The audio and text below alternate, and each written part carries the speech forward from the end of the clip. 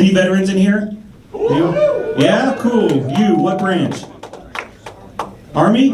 Oh, that's all. My best friend was in the Army in high school. He got kicked out though. I didn't know you could get out for this. He got kicked out for having gonorrhea. Yeah, I didn't know you could get kicked out for that, but apparently they call it having dishonorable discharge. So, yeah. I know some of you are eating. I'm sorry. I'm sorry. Right? Yeah, what else about me? What else about me? As you can probably tell this, more than the gay part, ADHD. Any other people with ADHD? You? ADHD? No? You clap for it? Okay. Okay, Adderall prescription? No? Is that it? Okay, yeah. I can't tell you where to go. No. No, I do have terrible ADHD. And getting the Adderall right now, very hard to do. There's like a nationwide shortage of like stimulants. I got so tired of going pharmacy to pharmacy that I asked the pharmacist finally, I'm like, what's going on with this shortage? And she was like, well, there's a nationwide shortage because there's a nationwide shortage of the active ingredient. And I'm like, okay, what's the active ingredient? And she was like, amphetamine. Yeah. And I'm like, okay, well, we're in Missouri. So I don't think it'll be too hard for us to find some. Honestly, I should be able to get it like locally sourced, like it's the farmer's market. You know, the little stamp on the bottle.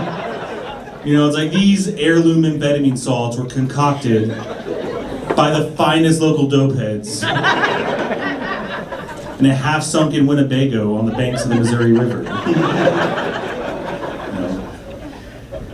We also have organic Ritalin, and please come back in November when Vyvanse is in season. What else about me? What else about me? As you can also know, I'm a Midwesterner. I'm assuming most of us Midwesterners here, right? Yeah? Yeah? I've been embracing that side of myself. I've been embracing being a Midwesterner. And by that, I mean I've been getting fat.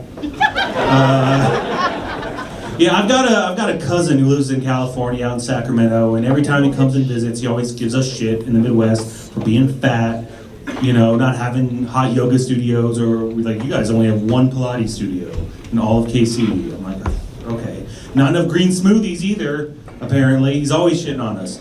Last time he came, he showed me this picture he took of like 40 kind of chubby people in a line in a parking lot. The timestamp said it was 10:40 a.m. on a Saturday morning. I'm like, what's this? I don't understand what you're trying to show me. And then he zooms out, and those 40 chubby people are waiting in line at 10:40 a.m. on a Saturday morning for Golden Corral to open up. Yeah, and I'm defensive of our people, you know? I'm like, you gotta get there early. The rolls gotta still be warm, right? You know? They have a chocolate fondue fountain. It clogs by 2 p.m. You gotta get there, you know? Thank you. Then I'm thinking to myself, I'm like, wait. Excuse me, guys.